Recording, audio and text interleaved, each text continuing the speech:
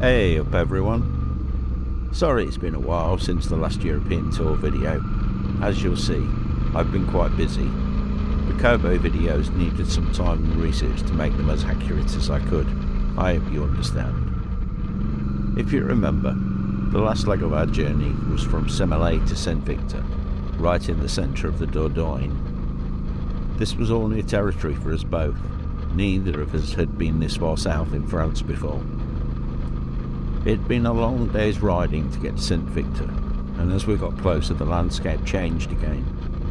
This was in some ways what I would call picture book France, a rural landscape littered with chateaux and churches. In one of the river valleys on the way in, we had seen some quite spectacular looking rocks, and so we decided to visit that area, and there seemed to be endless winding single tracks through the woodlands that seemed to fill this whole area. We were woken early by the church bells, and after a slow breakfast, decided to have a steady day riding around the local area to see what we found. In the village of St Victor, there was a small bakery, a restaurant, and not much else except for the church. So we just rode out, playing our favourite game of just following whichever road looked the most inviting. Most of the time, I had no idea where we were really. The destination wasn't important today. It was nice to just have an easy, relaxing ride around the villages and countryside with no sat-nav on. It was all pretty idyllic. We crossed our own path on certain points because we were riding in a big figure of 8. I just loved the fact there was literally no traffic, even compared to Semele. Emptiness is my natural environment. It is the place I feel most at home. If we thought it was hot in Semele, we were obviously mistaken. We had hit a mini heat wave and it was just getting hotter. I was really beginning to wonder what it would be like when we got further south into Spain and Portugal. We were already riding in minimal safety gear and peeling our jackets off at every opportunity.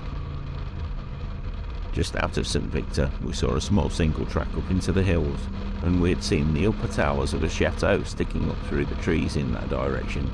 So upwards we went. You can see from the video there was almost no traffic and the roads looked barely used.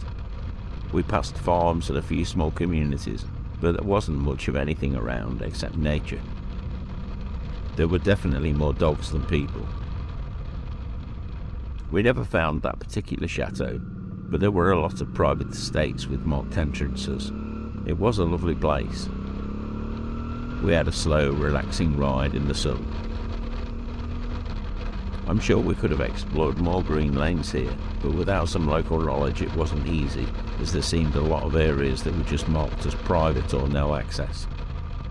I didn't notice, but the camera case filled up with condensation as it got hotter, so some of the footage was unusable, but I hope the video gives you a great feel of the area we were riding through.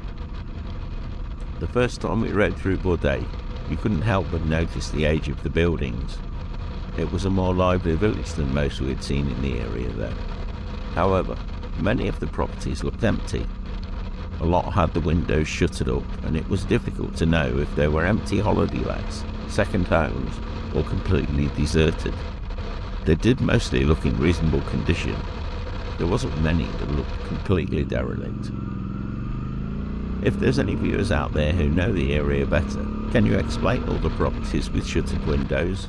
I'm interested to know. We passed through Bourdeilles, heading off to the river valley we'd seen, but took a very scenic route, following any tiny roads we could. Many just looped through small villages similar to St Victor, where there was just a church and a few houses. When we stopped at the river, we were quickly surrounded by hundreds of small dragonflies. We just stopped in a lay-by by the river and went off to explore a bit. It was beautiful, and the dragonflies gave it an almost ethereal feel. The river gurgling in the background and the gentle breeze through the trees were a welcome break from the sun. You can see the river in the photos, and you will see the rocks at the side of the road in the video, although I have to say, they look much more spectacular in real life. It wasn't as ruggedly spectacular as the Vosges, where we had been spoiled, but it was a beautiful place, with a definite air of tranquil contentment. a perfect place to relax. When we passed through Bourdeilles again later, the whole village was at a complete standstill, with a lorry blocking the road as it unloaded a JCB. We did try to find a way around, but ended up in a dead end with a few very confused looking drivers at the entrance of a private estate. After that, we found another back road that took us back up into the hills, where we eventually found a small green lane with an ancient dolmen at the side of the track in the woods. You can see the pictures of this area at the end of the video. After just sitting, soaking in the peace and tranquility of the area, we headed off to Brassac to eat and collect some supplies before heading back for an early night. Ride free, everyone. The next instalment will be uploaded soon. Don't forget to hit the like button and subscribe to the channel for more motorcycle adventures and other random motorbike chat.